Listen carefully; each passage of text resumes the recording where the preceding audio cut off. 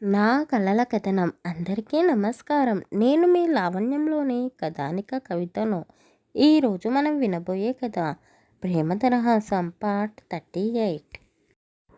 నాజిమా పెళ్ళికి వచ్చిన బంధువులందరినీ షాన్ ఫంక్షన్ హాల్కి పంపించాడు.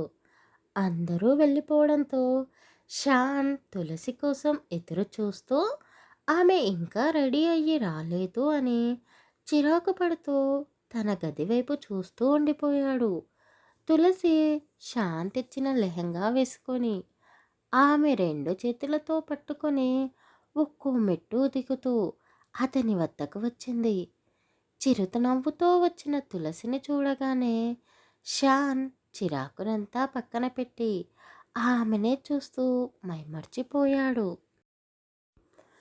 అతని ముఖంపై పట్టిన చెమటలను తులసి తుడిచేస్తూ నోటితో గాలి ఊదుతూ, ఏంటి, ఇంత బరువు మోస్తున్న నాకు కదా చెమటలు పట్టాల్సింది, ఒక పాయింట్ చొక్కా వేసుకున్న నీకెందుకు చెమటలు పడుతున్నాయి అని ఆమె అనగానే షాన్ ఆమె కళ్ళలోకే చూస్తూ, ఇంత అందంగా రెడీ అయ్యింది నా కోసమే కదా, మరి ఈ అందాన్ని చూస్తే చెమటలు పట్టాల్సింది కూడా నాకే కదా అని అతను కొంటెగా అనగానే తులసి సిగ్గుపడుతూ తనలో తానే మురిసిపోతూ, ఓహో, కాస్త ఆగుతావా, ఈ మధ్య నీకు ప్రేమ కబుర్లు ఎక్కువైపోయాయి, అసలు విషయం మర్చిపోయావా ఏంటి, మీ చెల్లె పెళ్ళికి వెళ్ళాలని లేదా, నువ్వు నన్ను తీసుకువెళ్తావా లేకపోతే నేనే వెళ్ళనా అని తులసి కాస్త కోపంగా అనగానే షాన్ ఆమెను దగ్గరికి తీసుకుంటూ బుగ్గలపై ముద్దిచ్చి, నీ వల్లనే మా చెల్లి పెళ్ళి జరుగుతుంది, ఆమె ప్రేమించిన అబ్బాయిని పెళ్లి చేసుకొని హాయిగా ఉండబోతుంది, మరి నువ్వు నేను లేకుండా పెళ్ళెలా జరుగుతుంది అని అతను అనగానే ఇద్దరూ నవ్వుతూ కారులో ఫంక్షన్ హాల్కి స్టార్ట్ అయ్యారు. తులసి అతనితో కబుర్లు చెబుతూ ఉంటే అతను మాత్రం ఆమెనే చూస్తూ ఫంక్షన్ హాల్కి చేరిపోయాడు. ఇద్దరూ జంటగా కలిసి లోపలికి వస్తూ ఉంటే అందరూ వాళ్ళనే చూస్తూ, ఈ జంట ఎంత బాగుంది అని మాటలతో పొగిడేస్తూ ఉన్నారు.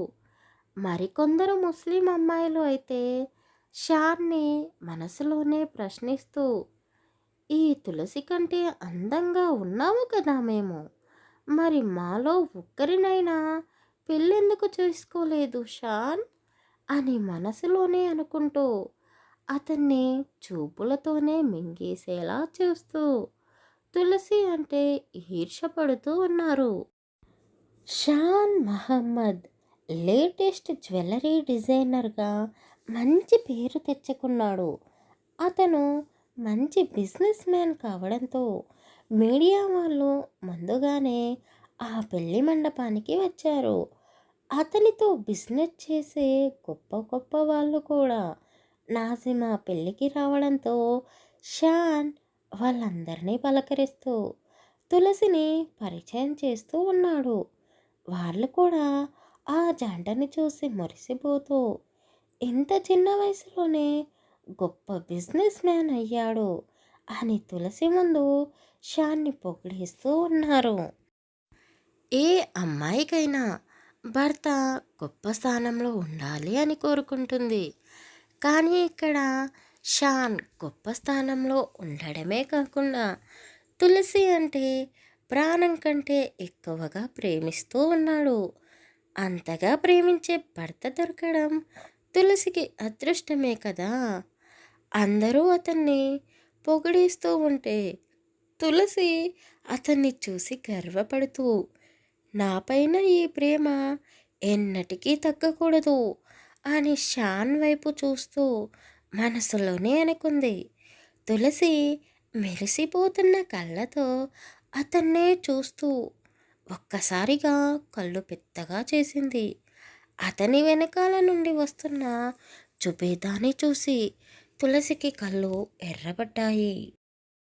జుబేదా వాళ్ళ వద్దకు రాగానే షాన్ ఆమెను చూసి నవ్వుతూ ఫారెన్ క్లయింట్స్కి పరిచయం చేస్తూ ये मेरी अम्मी है सिर्फ अम्मी हिच नहीं मेरा ज़िंदगी है मेरा अम्मी का सपोर्ट नहीं है तो मैं इतना बड़ा बिजनेसमैन नहीं होता అని షాన్ వాళ్ళ అమ్మ గురించి వాళ్ళ భాషలో గొప్పగా చెబుతూ ఉంటే తులసి ఆ మాటలు విని ఎక్కువసేపు అక్కడ ఉండలేకపోయింది. బావా, నేను నాజిమా వద్దకు వెళ్తున్నాను అని అతనికి చెప్పేసి తులసి అక్కడి నుండి నాజిమా వద్దకు వెళ్ళింది.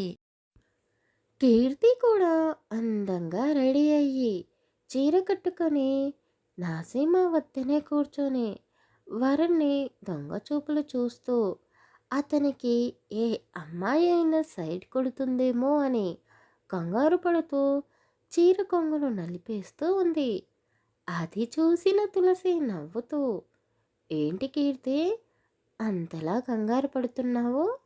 పదే పదే మా అన్నయ్య వైపు చూస్తూ చింపేసేలా ఉన్నావు ఆ చీరని, ఏటి సంగతి అని ఆమె కాస్త కొంటెగా అడగగానే కీర్తి ఉలిక్కి పడుతూ కనురెప్పలను టపాటపామని కొడుతూ, తులసి, అదేమీ లేదు, నేను మీ అన్నయ్య వైపు ఎందుకు చూస్తాను అని కీర్తి అనగానే తులసి కాస్త కోపడుతూ, ఏయ్ కీర్తి, నిజం చెప్పు, నువ్వు మా అన్నయ్యని చూడడం లేదా అని మళ్ళీ అడగడంతో కీర్తి ఊహు అని తల అడ్డంగా ఊపింది.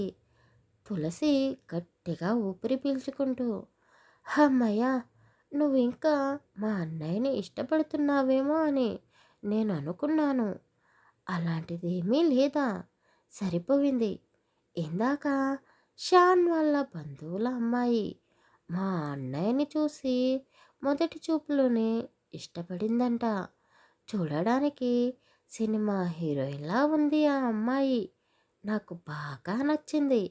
నాజిమా పెళ్ళి కాగానే అన్నయ్యకి ఆ అమ్మాయిని చూపిస్తాను అని తులసి అనగానే కీర్తి కళ్ళు పెద్దగా చేసి తులసి వైపు చూస్తే, ఏంటి, ఏమంటున్నావు? మీ అన్నయ్యకి ఆ అమ్మాయితో పెళ్లి చేస్తావా? నీకు నచ్చితే సరిపోతుందా? మీ అన్నయ్యకి కూడా నచ్చాలి కదా అని కీర్తి కాస్త కన్నలీలతో అడగగానే తులసి ఇంకా రెచ్చిపోతూ ఆమెను ఆట పట్టిస్తూ, నేను ఎంత చెబితే అంతే మా అన్నయ్యకి, నా మాట కాదనడు. ఆ అమ్మాయిని నేను మా వదినలా ఫిక్స్ అయ్యాను. నీకు చూపిస్తాను. అదిగో అక్కడ కూర్చొని ఉంది చూడు అని తులసి చూపుడు వేలు ఒక అమ్మాయి వైపు చూపిస్తూ అన్నది. కీర్తి, ఎవరు ఆ అమ్మాయి? అంత అందంగా ఉంటుందా? వరుణ్ కూడా నచ్చుతాడా అని భయపడుతూనే తులసి చూపించిన చూపుడు వేలు వైపు చూస్తూ కళ్ళు పెద్దగా చేసింది. తులసి చూపించిన ఆవిడ ఒక 80 ఏళ్ల ముసలావిడ కావడంతో కీర్తి నవ్వుతూ తులసిని కొడుతూ, ఇక చాలు నీ ఆటలు. నేను మీ అన్నయ్యని ప్రేమిస్తున్నాను అని నువ్వు తెలుసుకున్నావు అని నాకు తెలిసిందిలే. అందుకే నన్ను ఇలా ఏడిపిస్తున్నావు కదా అని కీర్తి అనగానే తులసి నవ్వుతూ ఆమెను హత్తుకుంటూ, ఏంటే దొంగదానా, నువ్వు మా అన్నయ్యని ప్రేమిస్తున్నావు అని నాకు చెప్పకుండా ఎన్ని రోజులు దాచిపెట్టాలనుకున్నావు? అయినా నువ్వు మా అన్నయ్యని పెళ్లి చేసుకొని ఎప్పటికీ నాతోనే ఉండిపోతాను అంటే నేను ఎంత సంతోషపడతానో. మరి నాకెందుకు చెప్పాలనిపించలేదే నీ ప్రేమ గురించి అని తులసి అడగగానే కీర్తి తులసిని పక్కన కూర్చోపెట్టుకుంటూ, మీ అన్నయ్య నన్ను ప్రేమిస్తున్నాడో లేదా అని నాకు డౌట్ ఉండేది. కానీ రాత్రి మీ అన్నయ్య కూడా అతన్ని ప్రేమ గురించి చెప్పగానే నాకు ప్రాణం పోయినా పర్వాలేదు అనిపించింది ఆ క్షణం. చెప్పాలి అనుకున్నాను. కానీ రాత్రి బాగా లేట్ అయింది. ఉదయాన్నే నిన్ను కలవాలి అనుకున్నాను.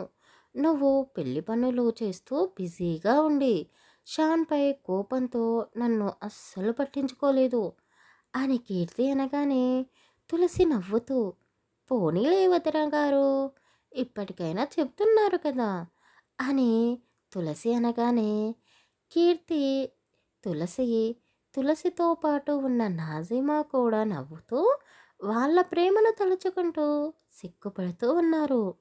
కొద్దిసేపు ముగ్గురు కబుర్లు చెప్పుకుంటూ ఉండగానే దుల్హన్ని తీసుకొని రావాలి అని పిలవడంతో తులసి నాజిమాని తీసుకొని అందరి ముందుకు వెళ్ళింది. వాళ్ళ సాంప్రదాయం ప్రకారం ఖురాన్ని చదివించి వాళ్ళిద్దరికీ పెద్దల సమక్షంలో పెళ్లి జరిపించారు.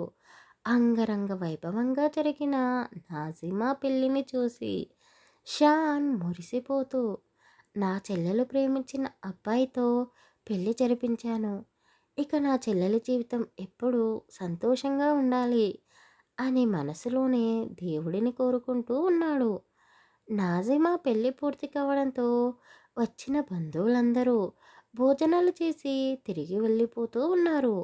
వెళుతున్న బంధువులకు తులసి షాన్ దగ్గరుండి రిటర్న్ గిఫ్ట్స్ ఇస్తూ వాళ్ళ దీవెనలు తీసుకుంటూ ఉన్నారు.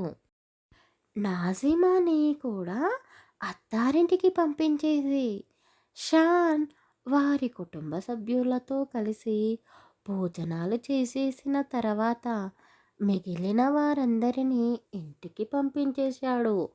ఆ నైట్ ఫంక్షన్ హాల్లో ఆ చీకటి కాంతుల మధ్యలో తులసితో కలిసి కొన్ని ఫొటోస్ దిగాలి అనుకున్నాడు.